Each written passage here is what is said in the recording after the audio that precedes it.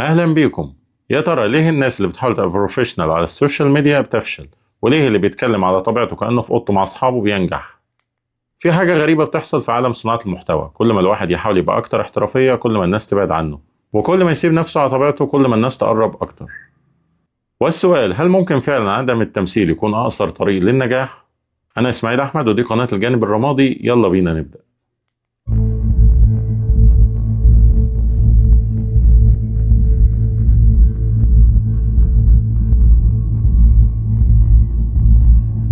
لحد سنة 2019 صناع المحتوى كان عندهم طريقة واحدة شبه مقدسة: إضاءة استوديو احترافية، كاميرا غالية، مونتاج مظبوط، كل كلمة محسوبة وكل كادر مدروس. ده كان المعيار على انستجرام، وده اللي الناس كانت بتعتبره محتوى ناجح. في نفس الوقت كان في منصة جديدة بتطلع هي تيك توك، والمحتوى اللي بدأ ينجح عليها كان مختلف تماما. ناس عادية بتفتح الكاميرا الأمامية للموبايل، مفيش إضاءة، مفيش مونتاج معقد، مفيش سكريبت محفوظ. بيتكلموا بعفوية وبيضحكوا على نفسهم وبيشاركوا لحظات حقيقية حتى لو مش مثالية. والنتيجة إن المحتوى غير الاحترافي ده هو اللي كسب، مش لأنه أفضل تقنيا، لكن لأنه كان أقرب نفسيا. تعال نفهم أكتر، بس في البداية ما تنساش لايك، شير، سبسكرايب وفعل زر الجرس عشان دايما يوصلك كل جديد. تخيل معايا أنت قاعد بتتفرج على اتنين بيتكلموا عن نفس الموضوع. الأول كل حاجة عنده مظبوطة، والإضاءة والصوت والكلام متحضر واللي بتسمع في مكانها، بس في حاجة غلط مش عارف تحددها. حاسس إن في مسافة بينك وبينه. أما التاني الصوت مش تمام، بيتلخبط في الكلام، بيضحك على نفسه، بيقول ويعني كتير، بس عقلك بيتعامل معاه كأنه حقيقي وبتحس إنك عايز تسمعه. ليه بنثق في التاني أكتر؟ ليه المخ بتاعنا بيفضل الحقيقي على المثالي؟ الإجابة مش في التسويق ولا استراتيجيات المحتوى، الإجابة في علم النفس.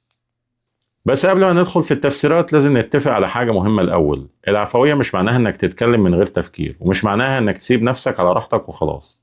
في علم النفس العفوية لها تعريف أدق: إن اللي بيظهر منك يكون متسق مع اللي جواك، من غير فلترة مبالغ فيها، ومن غير محاولة مستمرة لتحسين الصورة. يعني باختصار، مش إنك ما تفكرش في اللي بتقوله، لكن إنك ما تمثلش اللي بتحس بيه. الفرق بسيط لكنه جوهري. وده بالظبط اللي العلم حاول يفسره: ليه عدم التمثيل بيبني الثقة، وليه المخ بيستجيب له بالشكل ده. دي الأسئلة اللي هنحاول نجاوب عليها دلوقتي. أولا، نظرية كارل روجرز والأصالة. في الخمسينيات عالم النفس كارل روجرز اكتشف حاجة مهمة جدا. قال إن الإنسان عنده ذات حقيقية وذات مثالية. لما الاتنين يبقوا قريبين من بعض الإنسان بيحس بالراحة النفسية والسعادة، ولما بيبعدوا عن بعض بيحصل اللي اسمه incongruence أو عدم التطابق. روجرز كان بيشتغل كمعالج نفسي، ولاحظ إن أنجح المعالجين مش اللي عندهم أكبر شهادات ولا اللي بيحفظوا أكتر النظريات. أنجح المعالجين كانوا اللي بيبقوا حقيقيين، اللي مش بيستخبوا وراء قناع احترافي مصطنع. وسمى الصفة دي congruence، التطابق. يعني إيه؟ يعني اللي بره يطابق اللي جوه، اللي بتقوله يطابق اللي بتحس بيه. الناس حتى لو مش واعيين بيلتقطوا الفرق ده لا واعيا، يعني بيحسوا لما حد بيمثل عليهم ولما حد بيبقى على طبيعته. ثانيا، الخلايا العصبية المرآتية. في التسعينات علماء إيطاليين كانوا بيدرسوا مخ القرود ولقوا حاجة غريبة.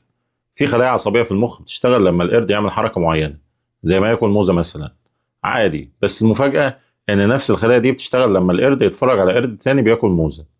يعني المخ بيعيش التجربة حتى لو مش بيعملها بنفسه. لما اكتشفوا إن البني آدمين عندهم نفس الخلايا دي فهموا حاجة مهمة: إحنا مش بنشوف وبس، إحنا بنحس. لما بتتفرج على حد حزين الخلايا المرآتية في مخك بتشتغل وبتخليك تحس بجزء من حزنه. لما بتتفرج على حد فرحان بتحس بجزء من فرحته. وده اللي بيفسر ليه لما بتتفرج على حد بيمثل مشاعر مخك بيعرف الخلايا المرئتية بتشتغل بشكل مختلف، بتحس ان في حاجة غلط وبتحس ان الشخص ده مش حقيقي. بس لما تتفرج على حد بيعبر عن مشاعره الحقيقية حتى لو مش احترافية، فالخلايا المرئتية بتشتغل صح وبتحس بالاتصال، فبتحس بالثقة. وده معناه ان المشاهد مش بيقيمك بالكلام، هو بيقيمك بالاحساس اللي بيتولد جواه. العفوية مش بس اسلوب محتوى، العفوية لغة بيفهمها مخك قبل ما تفهمها انت. ثالثا، بناء الثقة عبر الضعف. في دراسة اتعملت سنة 2020 الباحثين قاسوا مستوى الثقة بين الناس ومقدمي المحتوى. النتيجة كانت مفاجأة: المحتوى اللي فيه أخطاء بسيطة كان بيولد ثقة أكتر من المحتوى المثالي. ليه؟ لأن الأخطاء بتثبت إنك بني آدم، بتثبت إنك مش روبوت مبرمج، وبتثبت إنك واحد زيهم. لما صانع المحتوى يخبي كل أخطائه الناس بتحس إنه بعيد عنهم ومش واحد منهم. لما يشارك فشله بيقول للناس أنا زيكم، أنا بفشل، أنا بتعلم، وتعالوا نتعلم مع بعض. الضعف لما بيبقى حقيقي بيبني جسور. دلوقتي خلينا ناخد كل الكلام ده ونطبقه على مثال حي. مثال معظمنا ممكن يكون بيشوفه كل يوم: محمود الورداني أو الهستيري. لو أنت غاوي رياضة أكيد عارفه. عنده صفحة رياضية على فيسبوك فيها 2.7 مليون متابع، وقناة يوتيوب بتنشر بانتظام. لو بصيت على المحتوى بتاعه هتلاقي إنه بيكسر كل قواعد المحتوى الاحترافي. الانفعالات مش متحكم فيها، بيصرخ لما فريقه اللي هو الزمالك يخسر، بيضحك بصوت عالي لما حاجة تعجبه، بيزعل فعلا لما حاجة تضايقه. اللغة مش مثالية، بيتكلم عامية مصرية خالصة، مش بيحاول يظبط كلامه، مش بيستخدم مصطلحات رياضية معقدة عشان يبان محترف. التصوير مش مثالي، مفيش مونتاج معقد، أحيانا الصوت فيه إيكو، وأحيانا بتسمع أصوات من الخارج وهو بيصور. والمحتوى رغم إنه بيحضره بس بيتكلم من قلبه مباشرة وبيقول رأيه وهو بيتشكل قدامك، مش بيقرا من سكريبت محفوظ. كل دي أخطاء لو قسناها بمعايير المحتوى الاحترافي، بس ده بالظبط هو سر نجاحه. وتعالى نفهم بعلم النفس. أولا الأصالة أو congruence. الهستيري مثال حي على نظرية كارل روجرز. مفيش مسافة بين محمود الورداني الشخص والهستيري صانع المحتوى. لو قابلته في الشارع وكلمته عن ماتش هتلاقيه بنفس الطريقة اللي بتشوفها في الفيديوهات. مفيش قناع بيتشال ويتلبس، وده بيخلي المتابعين يحسوا انهم بيتكلموا مع صاحبهم مش مع انفلونسر بعيد عنهم. رقم 2 تفعيل الخلايا المرئتية. لما بتتفرج على الهستيري وهو بيتفرج على ماتش، الخلايا المرئتية في مخك بتشتغل بكامل قوتها. لما بيزعل بتزعل، ولما بيفرح بتفرح، ولما بيتوتر بتتوتر. ليه؟ لأن المشاعر حقيقية مش تمثيل، والمخ بتاعك عارف الفرق. المحللين الرياضيين المحترفين على التلفزيون اللي بيتكلموا بصوت هادي ومظبوط وبيستخدموا مصطلحات معقدة مش بيفعلوا الخلايا المرئتية بنفس القوة. ليه؟ لأنهم بيلعبوا دور المحلل المحترف. أما الهستيري مش بيلعب دور، هو على طبيعته. رقم 3 بناء المجتمع عبر الضعف. الهستيري مش بيخبي ضعف. لما فريقه بيخسر بيقول انه زعلان، مش بيحاول يبان موضوعي او محايد. بيعترف بانحيازه، وبيعترف بمشاعره، وبيعترف انه متابع عادي زي اي حد تاني. وده رغم انه ممكن يبان نقطة ضعف، لكن هو اللي بيخليه اقوى، لان كل متابع بيحس ان ده واحد مننا وواحد زينا عادي. رقم 4 الهوية الجماعية. الهستيري عمل حاجة ذكية جدا حتى لو ما كانش قصدها. سمى متابعينه الهستيريانز. يعني ايه؟ يعني حاول متابعة من انا واتفرج على واحد لأنا جزء من المجموعة. وده بيستغل حاجة اسمها السوشيال ايدنتيتي ثيوري، نظرية الهوية الاجتماعية. الناس بتحب تحس انها جزء من جماعة، بتحب تنتمي. والانتماء ده بيبقى اقوى لما يكون مبني على مشاعر حقيقية مشتركة، مش على استهلاك محتوى بس.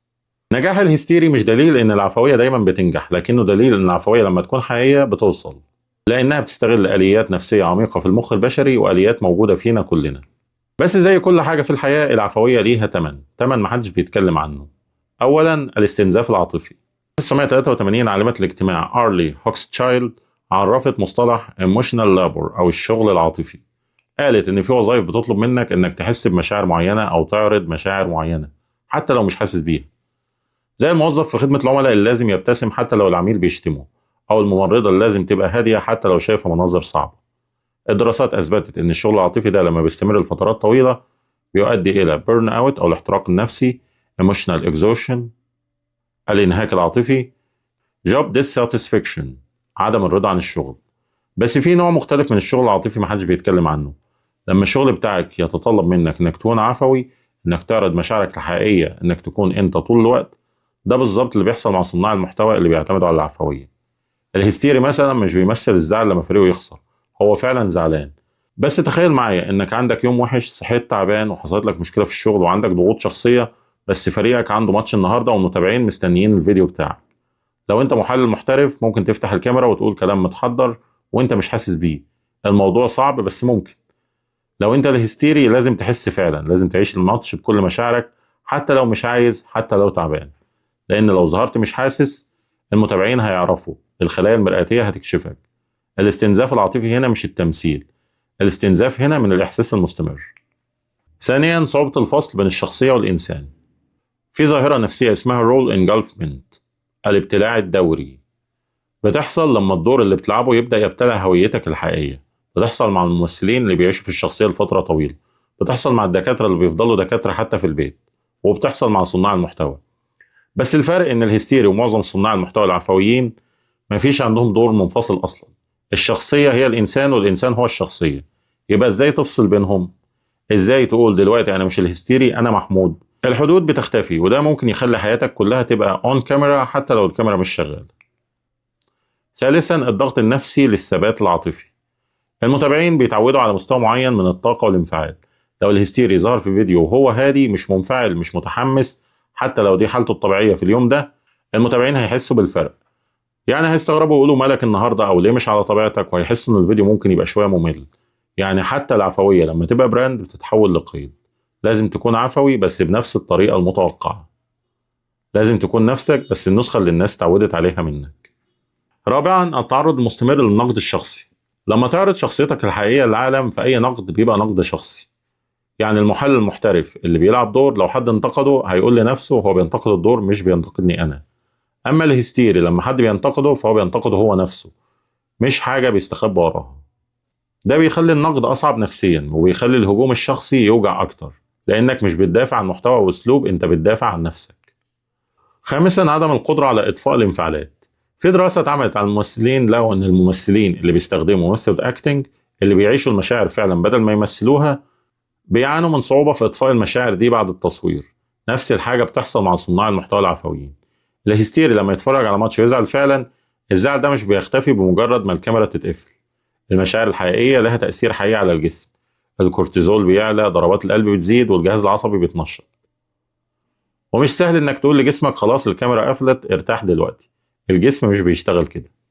يعني الخلاصة من كل ده ان العفوية سلاح ذو حدين. من ناحية هي اقوى استراتيجية لبناء ثقة حقيقية مع الناس، والأصالة زي ما كارل روجرز قال هي أساس الصحة النفسية والعلاقات القوية. يعني الخلاصة إن مفيش طريقة صح واحدة لصناعة المحتوى. في ناس هتختار الاحترافية المدروسة وده اختيار محترم، وفي ناس هتختار العفوية الخام وده برضه اختيار محترم. بس الأهم إنك تعرف أيا كان اختيارك إن في تمن هتدفعه. ومهم كمان تكون عارف التمن ده إيه قبل ما تدفعه، لأن النجاح الحقيقي مش في عدد المتابعين. النجاح في إنك تقدر تنام مرتاح وإنت عارف إن اللي قدمته للناس كان حقيقي. سواء كان الحقيقي ده إن إنت على طبيعتك أو إنت في أحسن نسخة متحضرة منك. المهم تكون مرتاح مع اختيارك، لأن في الآخر الناس مش بتتابع محتوى بس، الناس بتتابع بشر، وكل إنسان وليه طريقته. في النهاية ما تنساش فهمك لنفسك هو أول خطوة للتغيير، والوعي هو مفتاحك لكل خطوة جديدة. ولو عجبتك الحلقة ما تنساش لايك شير سبسكرايب وفعل زر الجرس عشان دايما يوصلك كل جديد، وأشوفك في رحلة جديدة جوه عقلك.